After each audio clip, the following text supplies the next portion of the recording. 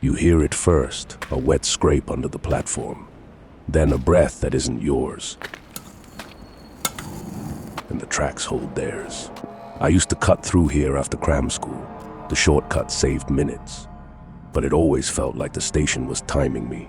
You know that feeling when silence isn't empty, it's loaded. Like a room holding a question it won't repeat. So I stared into the track bed, like an idiot, because the human brain hunts for faces in the dark. And that's when it blinked. Not a rat, not a shadow, just two pale fingers, testing the edge, like someone checking if the world was still here. They call her an Onryo, split by a train, stripped of legs, crawling on hands. The scrape naming her Teke Teke. Don't picture a crawl, picture speed, shoulders jackhammering the ground, nails sparking on gravel, a sound that outruns you. I told myself, breathe, count, pretend. But fear is a metronome. Once it starts, your body keeps time for it. Then the light flickered, twice like a warning that wasn't for me, and the far end of the platform went too quiet. You ever notice how fear edits sound? It turns footsteps into miles, and a small scrape into a sentence that says run. People argue about the origin, but the shape of the story is steady. Half a body, all of the rage, zero mercy. Some versions say she asks you a riddle. Do you need your legs? Answer wrong, and you won't need them long. Me, I didn't hear a phone. I heard her palms. The ground spoke in knocks, fast enough to be impossible. They say she splits you at the waist, sometimes with a blade, sometimes with nothing but that speed and spite. I didn't run. Not first. I did the stupid thing. I listened. The way you listen to a distant storm, counting the spaces. 3 beats away, the world got thin, like film about to burn. Edges brightened, middle went black, and my gut stepped back. That's when the timetable clicked. 12:04, delayed, and the rails sang a note so low I felt it in my teeth. There are darker tellings. Post-war winter, okayed. A woman torn in half, freezing blood keeping her alive too long. Whether it began there or not, the warning sticks. Hear her story, and you've already opened the door she needs. The name is the sound. Elbows, bone, fabric, meat on grit. The word your brain makes to file terror. I finally moved. You would too. Not a sprint, just that careful, fast walk that lies to predators and to yourself. But the steps didn't help. The sound adjusted, like she tuned to me. Closer, sharp, impatient. I cut toward the stairs. Bad call, and felt the draft from below. Not above. Heat rises, but this heat crawled. People tell you to never look back. That's for running, for hunting. You have to look just, not for eyes, for the wrong angle. I saw it, a shoulder first, slick and raw, then hair dragging like kelp, then hands, small and feral, finding purchase. She didn't look at me. She looked past me, like I was the distance, and the distance had offended her. You'll think you'll scream. You won't. The body knows what the mouth doesn't. Noise is a flare. Quiet is a shadow. I stepped left. She matched it. I tried right. She did too.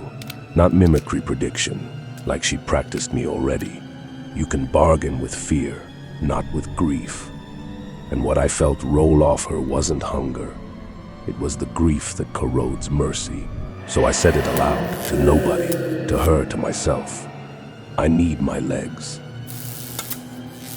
And for one heartbeat, the station forgot to breathe.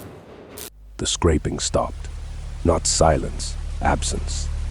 Like the air had been told to hold still, and it obeyed out of fear. I've read that Onryo don't kill randomly. They measure you. They check if you carry the shape of their betrayer.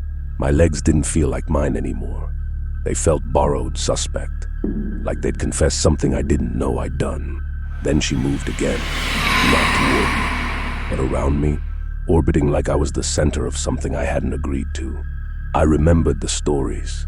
If you encounter her, you have 30 seconds. If she asks you her question, don't hesitate.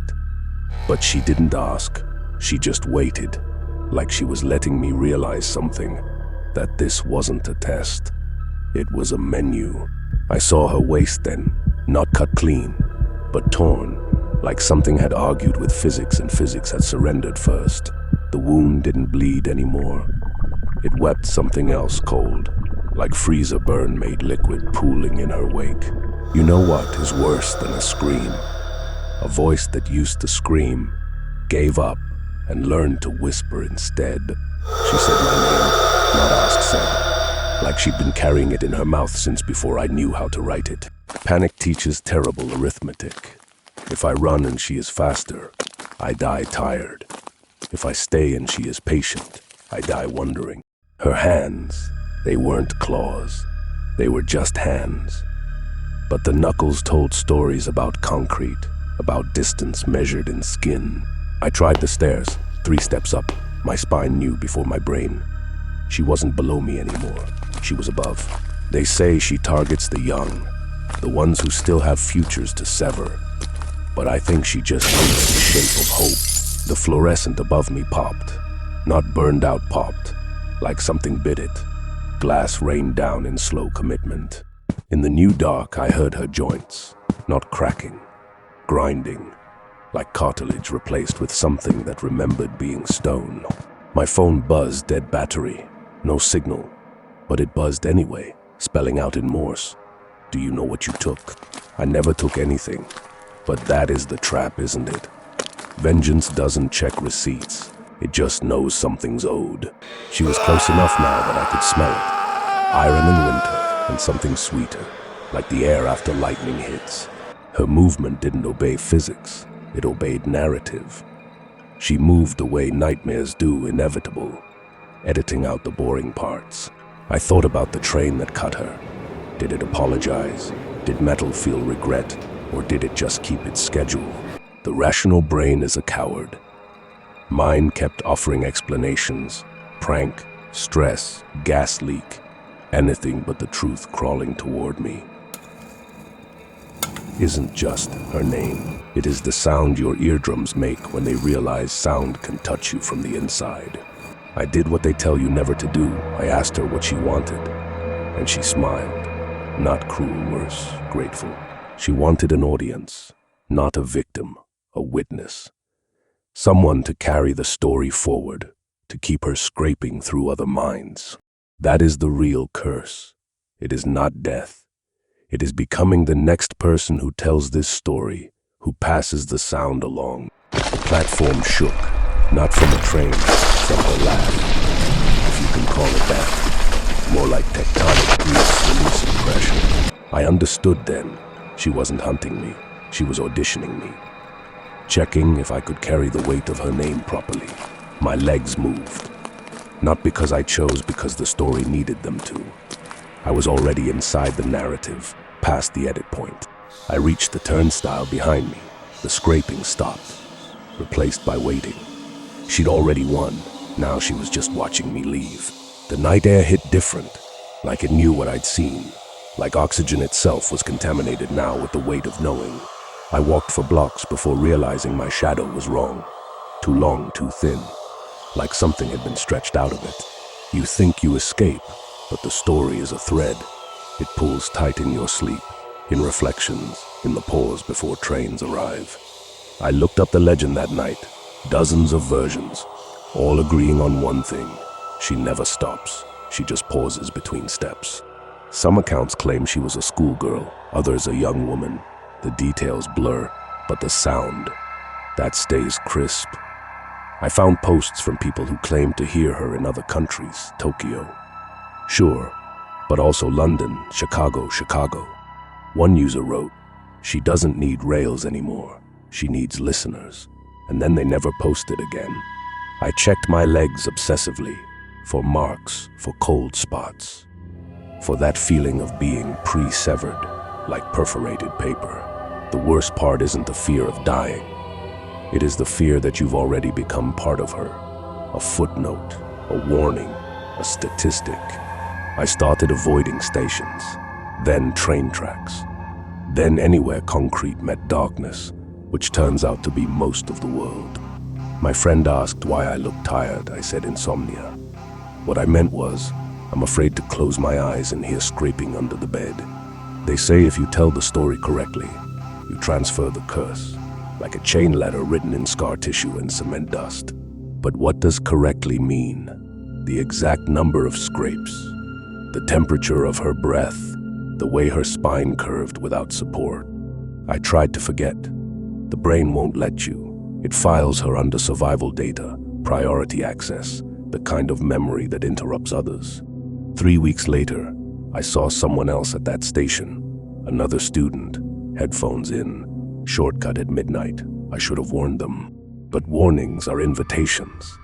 To speak her name is to wake her attention. Silence protects others. Silence also abandons them.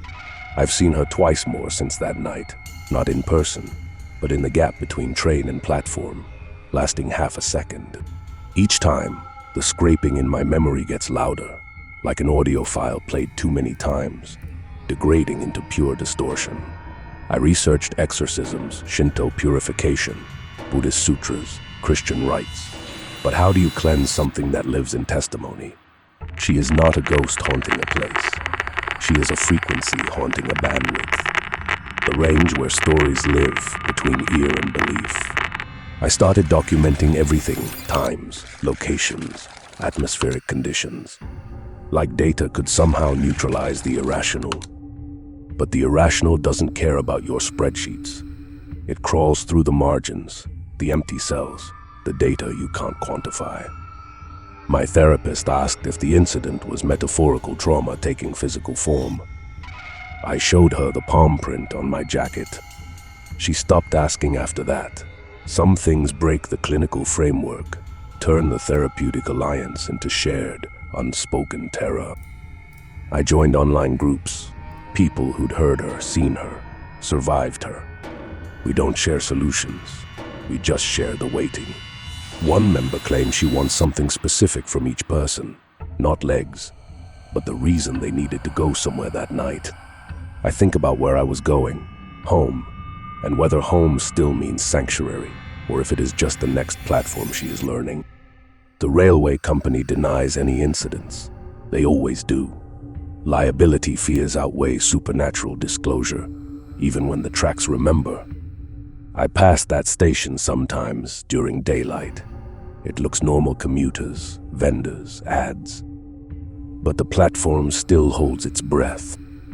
And at night, when the last train leaves, the scraping begins again. Not for me this time, but I hear it anyway. We all do now. Some nights I dream I'm her, not the victim, the phenomenon, crawling not from rage, but from the sheer momentum of being remembered. In the dream, I understand. She is not chasing anyone. We're pulling her forward with every retelling, every click, every share. The legend has variations: Kashima, Raiko, Kuchisake, Anna. All cut women, asking questions, testing your worthiness to keep your pieces. But Teke is different. She doesn't ask if you're beautiful or wise. She asks if you're listening, and you are, right now. I returned to the station last week, not for closure, but for confirmation, to see if the track still held the memory, or if I did. The platform remembered.